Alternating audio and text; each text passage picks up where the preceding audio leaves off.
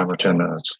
Good evening, folks. This is Deb and Dave, and this is your weekly wake-up call. And without further ado, I am going to turn this over to Dave.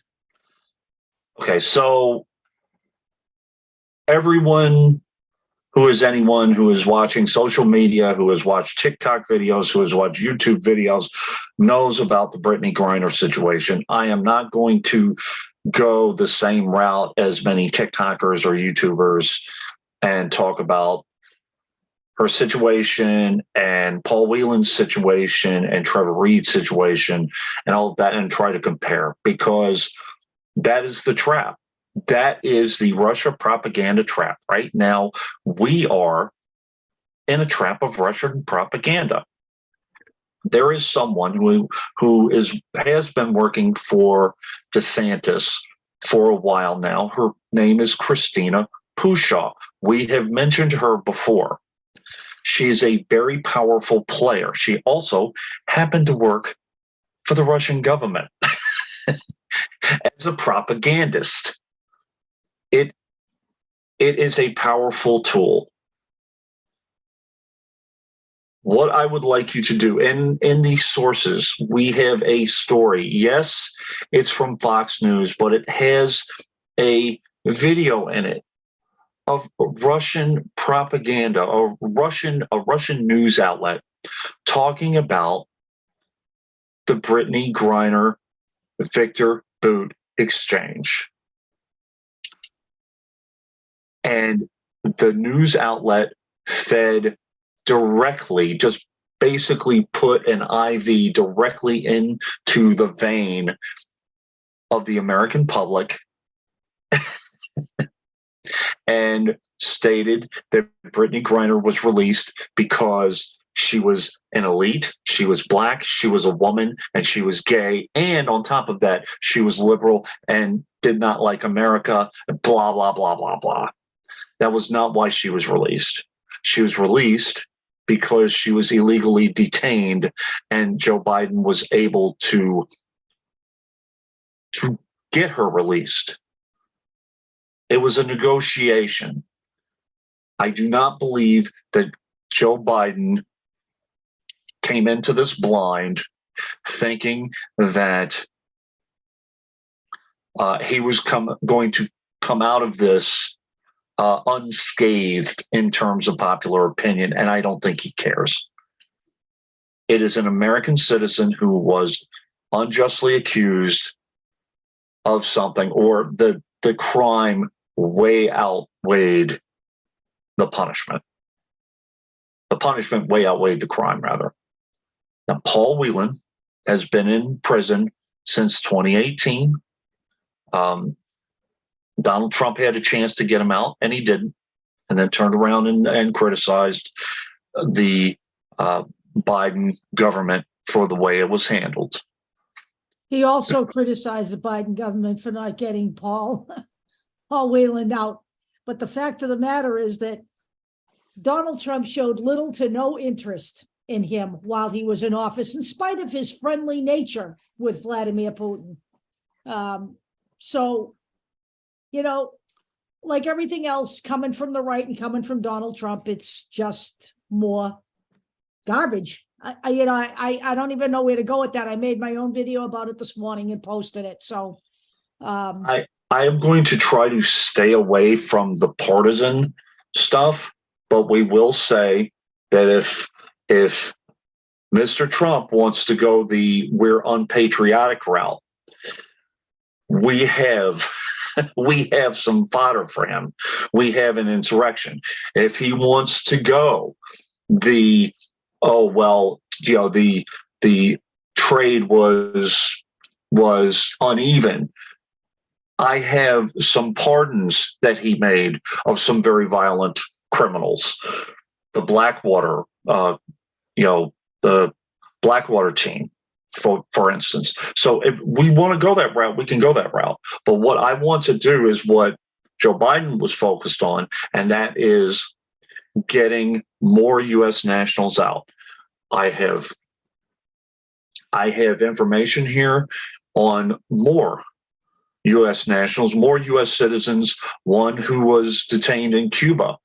Okay, she is out. She was accused of being a spy, and she's out of Cuban prison, but she is not allowed to leave Cuba and go and visit her 95-year-old dying mother in the United States. So she feels she's still being imprisoned. There are many, many others like this. Okay, so, and by the way, we're not going to go through the whole the whole Paul Whelan thing. We understand that he was convicted of larceny and he was given a dishonorable discharge. However, he was accused many, many years later of espionage, something which is an unsubstantiated claim. So he is being illegally detained himself.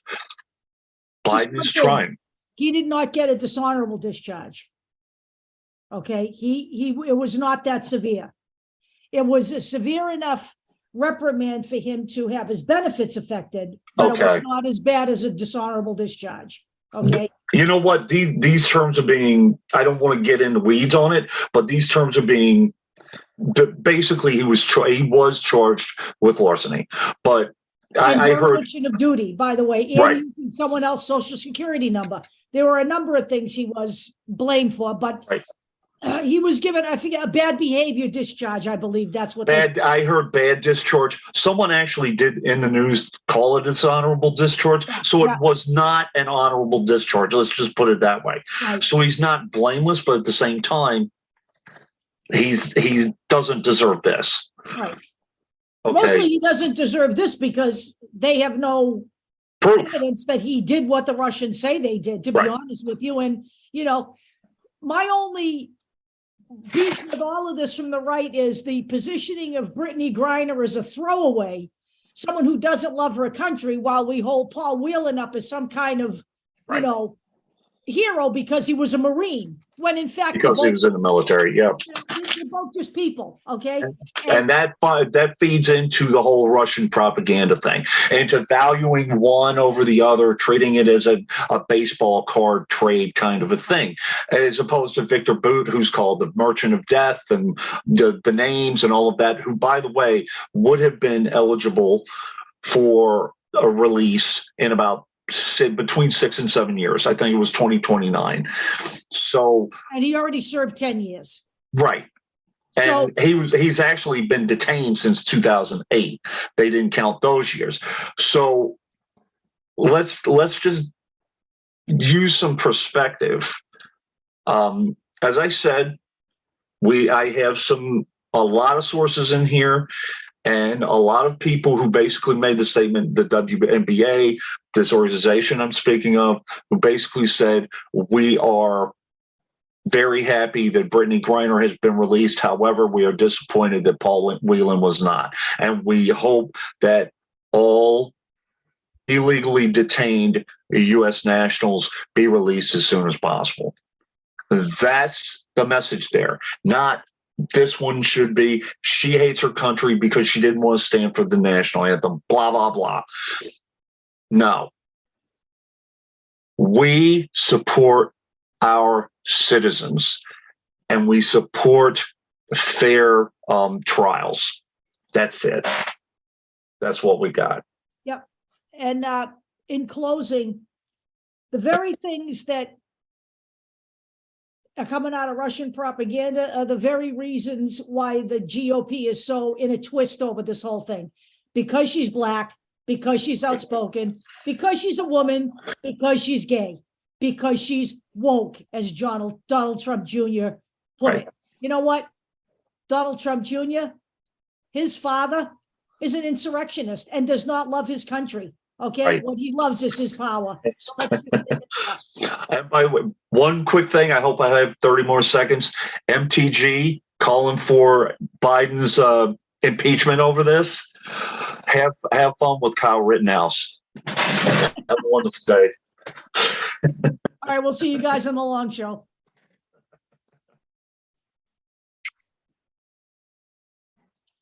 Good evening, folks. This is part 2 of your weekly wake-up call because we left some shit out of part 1.